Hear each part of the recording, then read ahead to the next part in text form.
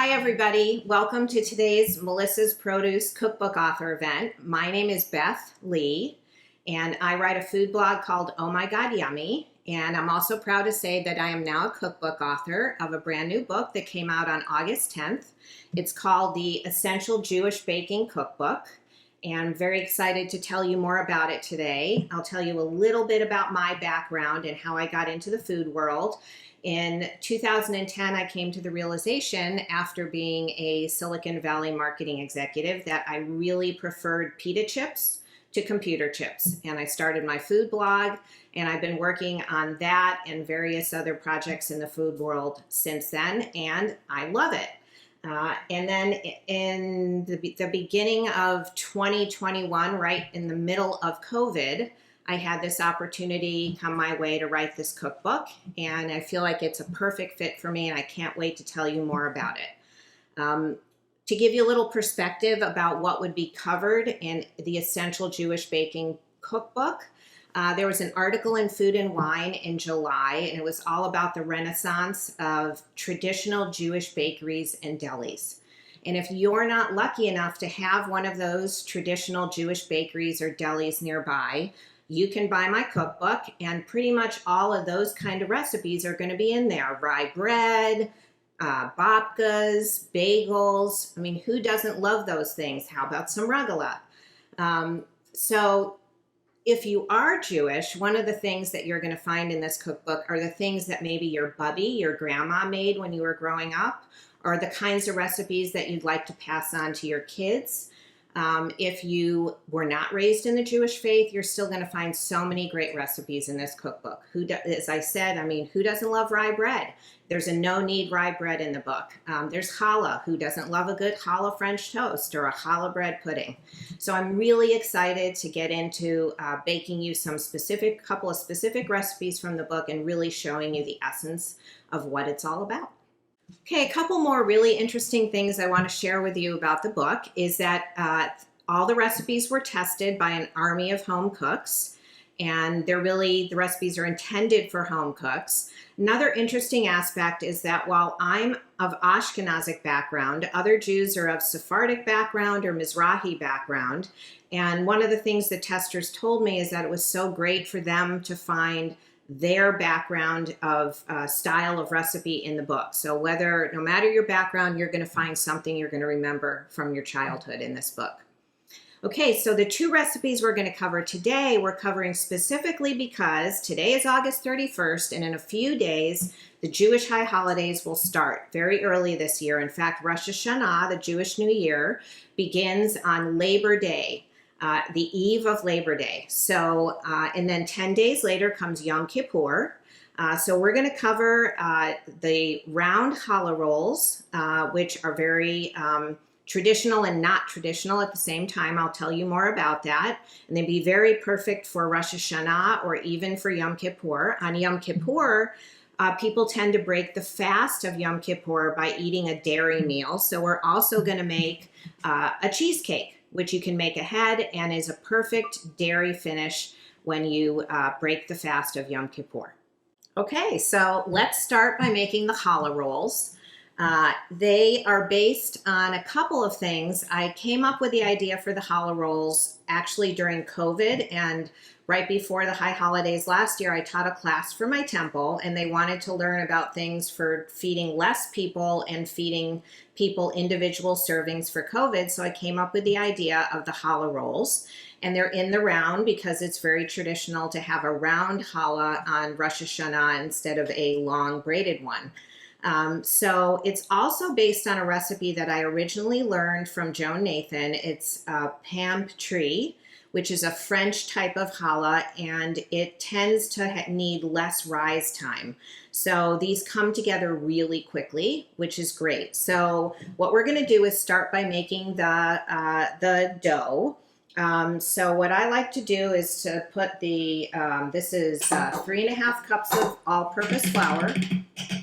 So I'm going to put that in the mixer bowl unelegantly, as I am here. And then we're going to add we're we're going to add the yeast, and I'm using instant yeast here, which is something I started using during COVID when I couldn't find or the height of the pandemic and the lockdown. I couldn't find regular yeast, active dry yeast, so I started using instant yeast, which is great. And you can just put that right in there. You don't need to proof it first. But I also found out when I finally found the active dry yeast, that you can actually use active dry yeast that is fresh, not fresh yeast, but that one that isn't expired, and put it right in with your flour, just like the instant yeast, and it will work. Just a little pro tip. And then we're putting in the sugar, and I'm just going to take a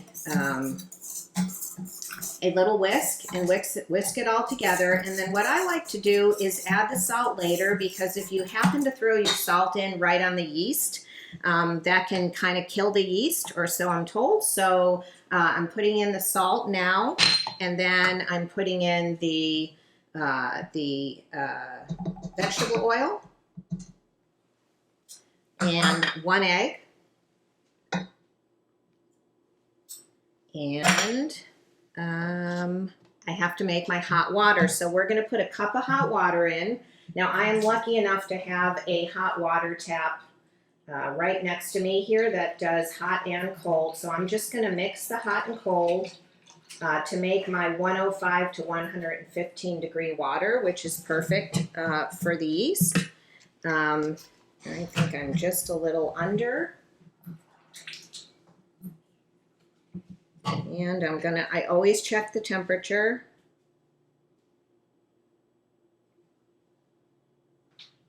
Okay, I'm a little bit under the amount of water. Whoops. Okay, perfect.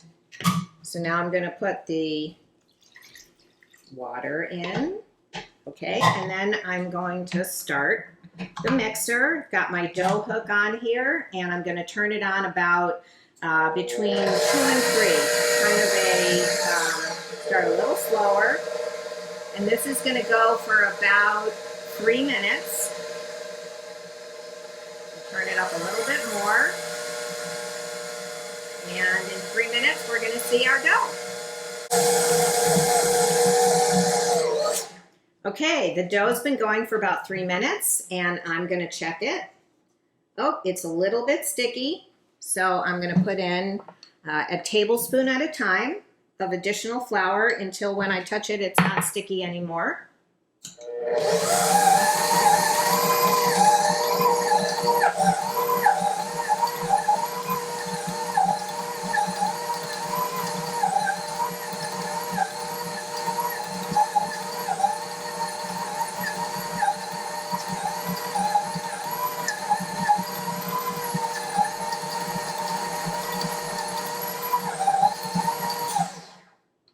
Okay, I'm going to check it again. Perfect.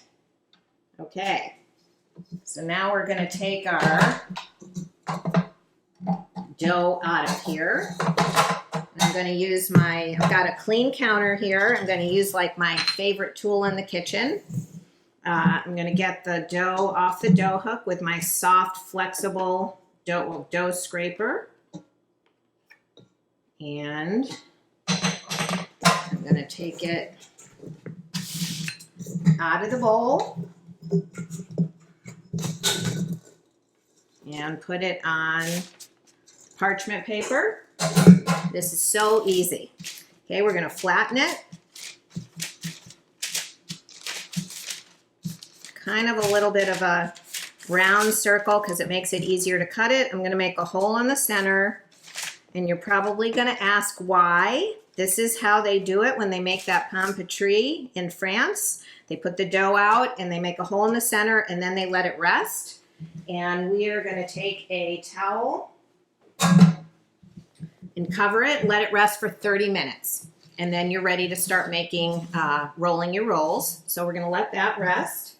And while it's resting, we're going to make our filling. And what our filling consists of is some currants or raisins, a little bit of sugar, a little bit of cinnamon, and some chopped apples that I've added some lemon juice to so they don't brown. And we are going to mix that with, a spoon. And you can imagine if the currants and the sugar weren't already measured and the apples weren't already sliced and cut, this would fill some of the time while the dough is resting. So we're going to mix it up really good, really well. So you can start seeing the cinnamon that's in there. You want to make sure it's mixed up really well. And also you can have fun with this filling.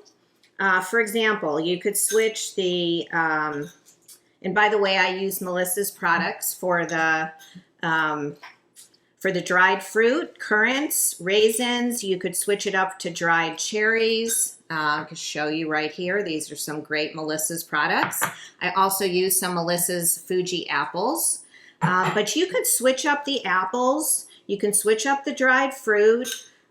You could leave the filling out of the rolls and make the rolls, for example, use them like sandwich rolls. So, for example, no filling, and you maybe for Labor Day, Rosh Hashanah, you want to do brisket sandwiches. So just make these same rolls, skip the filling, or play around with other things, maybe some dried figs. Again, you can be creative with it. So, okay, so the filling is all mixed, ready to go. And then we just finish waiting for the dough to rest for 30 minutes, and we'll continue on making the rolls. Okay, we waited our 30 minutes for the dough to rest. And you can see, you might be able to tell, it rose a little bit. You can see how the hole in the center is maybe a little smaller. So now what we're going to do is take our dough. I use this as a dough cutter, and we're going to cut it into 8 pieces. And if you want them to be all exactly the same size, you can always use your trusty scale and weigh them, but not necessary. So we're going to have, I think I might be a little uneven here. That's okay. And then we're going to take one of our slices of the dough, and I'll show you how we're going to make our rolls. Okay, so put that over there. I use an unfloured counter because you actually want a little bit of resistance. So I'm just going to start flattening it a little bit. Put it on the counter. Doesn't have to be precise. You want it to be about 6 inches by 4 inches, but truly it doesn't have to be precise. And then we're going to take about a heaping tablespoon of our filling. Remember the filling we mixed earlier? Maybe get a little of the juice. The juice starts to settle in there a little bit. We don't want too much juice inside of our roll. And put that down the center. And then we're just going to take each side, bring it up over to match the other side, and pinch it together. And then we're going to roll it a little bit gently, just to make sure that it stays together and to get it out to about 9 inches. If you do 10, if you do 8, it's all going to be fine. You can even use your hands a little bit to get it out. I can eyeball it. That's about 9 inches. And then it's so simple. We're just going to gently roll it into a circle. You don't want to go too tight. Pinch the end. And you have your first hot roll. And then you're going to repeat that 7 more times, and then let it rest or rise for about 30 minutes more, or until when you push your finger in there, it just starts releasing back, and then you'll bake them. Okay, so now we've let our prepared rolls rise and proof for about 30 minutes, and you can see they got a little bit bigger, and we're going to egg wash them now. So I had some egg wash put together here, and all I do for egg wash is 1 egg and about a teaspoon of water, and a little bit of whisking up, make sure it's all together. And I love my little silicone basting brush, and I'm just going to egg wash all of the rolls try to get into all the nooks and crannies so you don't end up with those little non-brown spots. If you were making these rolls without the filling, you could do some fun finishing on the egg rolls, like with seeds of some sort. You could do sesame seeds, poppy seeds, nigella seeds, which are also known as kalanji. I love mixing the nigella seeds with sesame seeds. People are expecting the taste of poppy, but I really love the flavor of the nigella seeds. Almost has a little bit of an onion overtone. I learned a neat trick from Joan Nathan. She makes little cool spots of the seeds on her challahs, and you could do something fun like that. You just dip your finger into the egg wash and then dip it into your seeds and make little spots on your challah, or in this case the rolls, or you can just sprinkle it on. That works too. So I'm trying to make sure I get in all the little nooks and crannies, as I said. Try not to miss any spots. And then once you have them all egg washed, they're ready to go in the oven. They're going to rise when you put them in the oven. They might, you can see this one's pretty close to that one. They may cook into each other a little bit. That's okay. They come apart really easily. So these are going to go into the oven now. And actually, I'm going to set them aside for a minute because we want to get our cheesecake started. That's the other thing that we're making, these New York style cheesecake bars.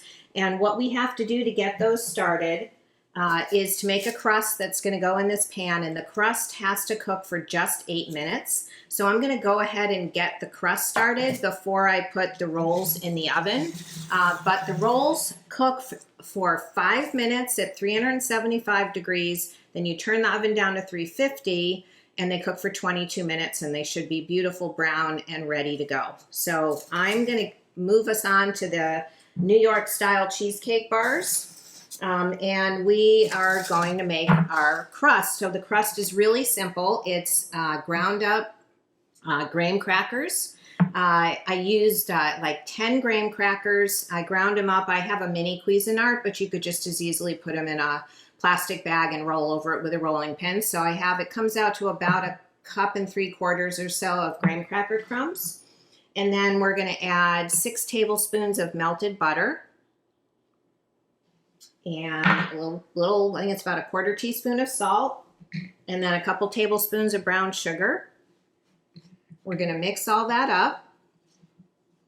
Make sure the butter coats all of the graham crackers and gets all mixed around really nicely.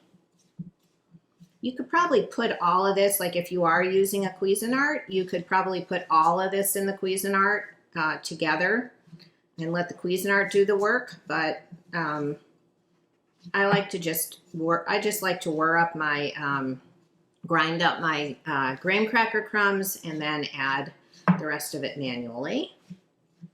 It's just my preference. And looks pretty well mixed. You can see it. You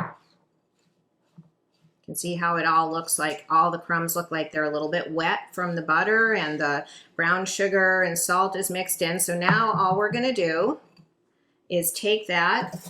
I prepared, this is an 8 by 8 inch pan. You could use glass, you can use, non-stick, whatever, but an 8 by 8 inch pan. I line it with the foil because these become a wonderful handle to just pick the whole set of bars out when they're all done, the cheesecake bars. I also squirt it with a little bit of non-stick spray, baking spray. Probably overkill, but it makes me really comfortable that the cheesecake is going to come out really easily later on. So now I'm just going to put the graham cracker mixture inside the lined pan. And you could use like the bottom of a glass to do this if you want to, but I like to just do it with my hands. We're just going to press it in You're going to want to end up with about an inch coming up the sides to create a little bit of a, like a cavern for your cheesecake filling when you put it in. And press it down good. You want it to stick together. I know I had one of my testers was gluten-free that tested this. So she used a different, like a gluten-free, I think a graham cracker like cracker, and it came out really, really well. So you could change up what you use as your graham cracker and maybe even try something totally different, like a chocolate wafer or something like that. I'm going to try that one of these days, but I love the taste of the graham cracker crust. Whoops, I'm a little aggressive there. So there you have it. It's pressed in there, and then we are going to put it in the oven for 8 minutes at 350. And then when it's in the oven, we can make our cheesecake filling. Okay, you hear that ringing? The crust is ready. It's been in for 8 minutes. So I'm going to take the crust out so it can start cooling.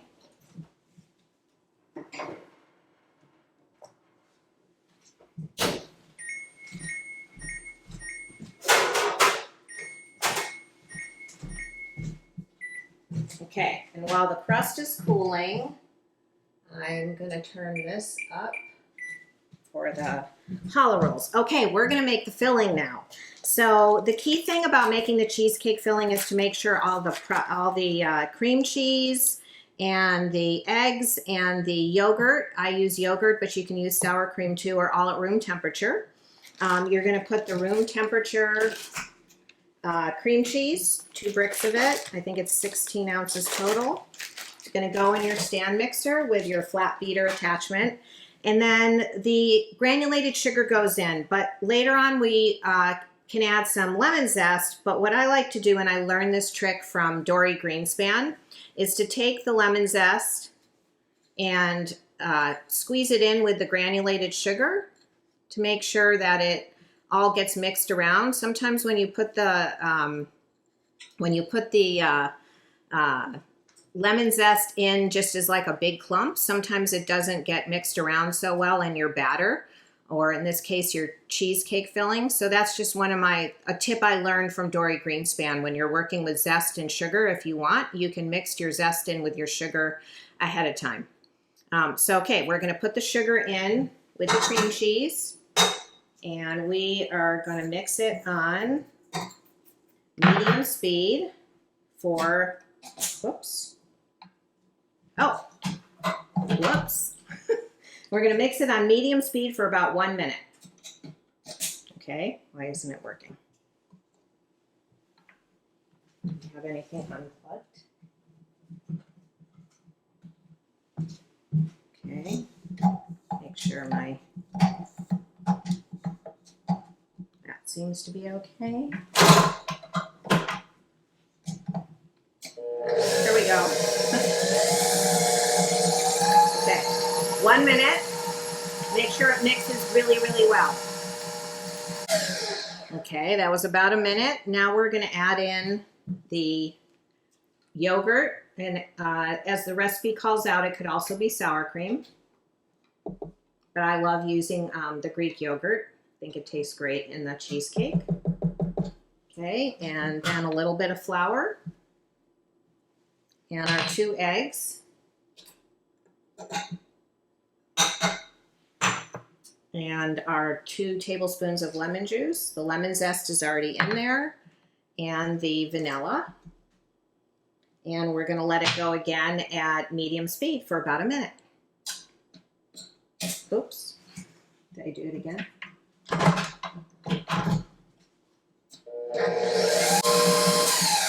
I'm going to stop and scrape down the sides. Probably have to do this at least 1 time. Make sure that everything gets incorporated really well. I don't want to lose that delicious filling on the scraper. And turn it back on. Okay, and then I'm going to take this out and just kind of show you what it looks like.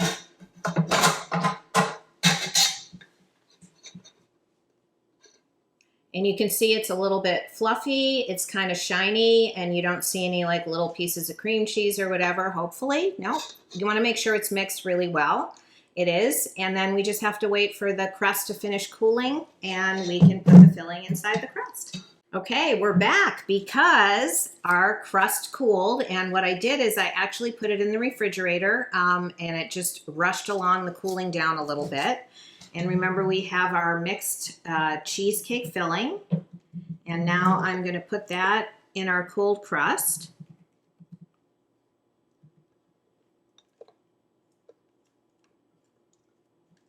And sure you can see this. And just make sure it kind of gets all the way around.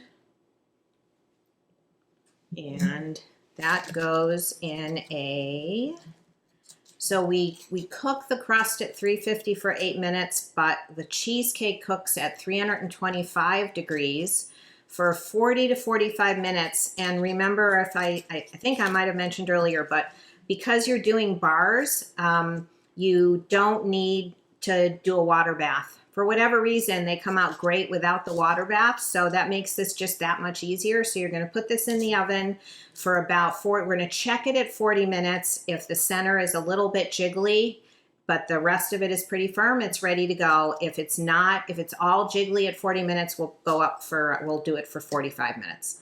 Okay, so that's as easy as it is. I'm going to put these in the oven and be back when they're done. Okay, so we let our cheesecake chill first. Before you put it in the fridge to chill, you let it stay for 30 minutes just to kind of cool down after the oven. Then you want to put it in the refrigerator and let it chill for at least 6 hours. So we've done that. We then use the tin foil to help pull it out of the pan, and now we're ready to cut it. I like to use a serrated knife for this, and then I'm going to show you a couple different ways that you can serve it. So let's see what happens.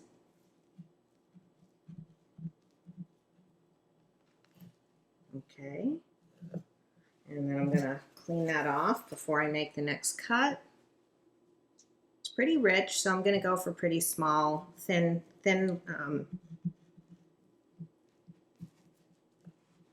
Okay, so now let's see if I can show you the inside of the cheesecake.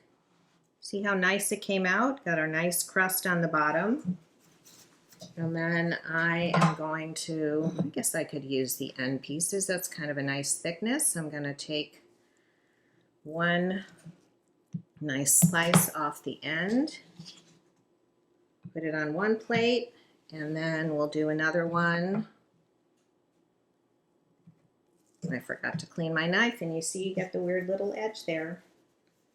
Okay, put that on another plate and show you a couple different things. So one thing that I did is I made a fruit compote, and I used some of Melissa's beautiful fruit, some strawberries, some blueberries, some of the Meyer lemons, and fruit compote. There's a recipe for it in the book. It's so easy. Just throw the fruit, either fresh or frozen, in the pan. You add some lemon zest, lemon juice, a little bit of sweetener, and let it boil up for like 10 minutes.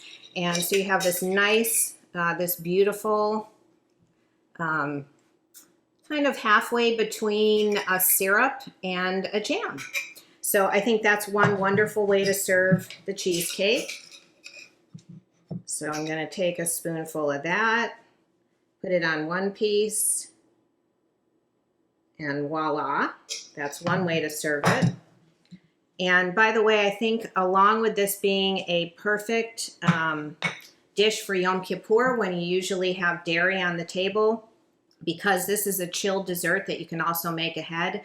If you're not serving meat for your Rosh Hashanah meal, or you don't keep kosher, this could be a really nice end of summer cold dessert to serve with fruit. Another idea is to actually put fresh fruit on the top of the cheesecake. So like fresh figs are in season right now. Again, thank you very much to Melissa's for that. Just top it with some fresh fruit. Could be berries, could be the strawberries, but figs are a lot of people's favorite this time of year. So you could also do something like that. And there's a couple different ways to serve the cheesecake. And I know you're going to love it. And you can also make these pieces as big or small as you want. It really is a very flexible dessert for, you can see it up here. Okay, and then we are going to take a look at the finished challah rolls. So here we have a whole basket of them. And I'm going to clean off my knife and slice one open for you so you can see what they look like after they're baked. So here you go. You can see how beautiful and brown the bottom is, how pretty they came out. You can see the filling a little bit poking through. Let's cut one open and see what it looks like on the inside. And there you have it. So these are the challah rolls, and remember these are really flexible, so they're great for giving people individual servings, the little extra added touch of the sweetness of the apple and the raisins and the cinnamon sugar, but you could also leave the filling out, change the filling up. You could use these as sandwich rolls. They're a wonderful, flexible roll to serve really all year round. That's the summary of the challah rolls and the cheesecake. I hope you enjoyed both of these recipes, but I have a few other ideas for you. There's a lot of recipes in the book that would be fantastic for the Jewish high holidays and of course beyond. So just a few ideas. Take a look at Bubby's challah. That's my grandmother's recipe, and that's a wonderful, its recipe makes two loaves, or you can make a big round with it, which is really wonderful. You can make honey cookies, honey cake. Obviously, there's a theme here. Honey is very traditional for the high holidays. It is a symbol of having a sweet new year. There's also a honey sesame candy, which is really fun. You can wrap them individually and put it in gift baskets. There's a recipe called rugelach, which you boil dough balls in a honey syrup. There's an apple cake. There's an apple strudel. There's a wonderful poppy seed coffee cake that would be great to serve for break the fast. Baklava, that's more of a Sephardic recipe, and that has a honey syrup in it, so that would be wonderful. There's also a blintz casserole, which comes together quicker than making individual blintzes. That would be great for Yom Kippur, for break the fast. And then there's my friend Dana Schrager's ultimate sweet apple noodle kugel, which you can make ahead, and it would be wonderful to serve again for break the fast. So those are just a few ideas beyond the cheesecake and the challah rolls for the holidays coming up. And let's see, where can you buy the book? You can buy the book anywhere books are sold, of course, on Amazon, on bookshop.org if you want to support small bookstores. And where can you find me, Beth Lee? You can find me at ohmygodyummy.com. That's my blog and website. Or anywhere on pretty much any social channel, I'm OMG Yummy. So come and say hi, ask me questions. I love to talk about food all the time. And I also want to give a huge thanks to Melissa's for hosting this today and sending me all the fantastic food and bringing this group together. This was just so much fun for me. I'm so glad I could share my book with you. And thanks again for being here. And I look forward to chatting with you guys online again soon.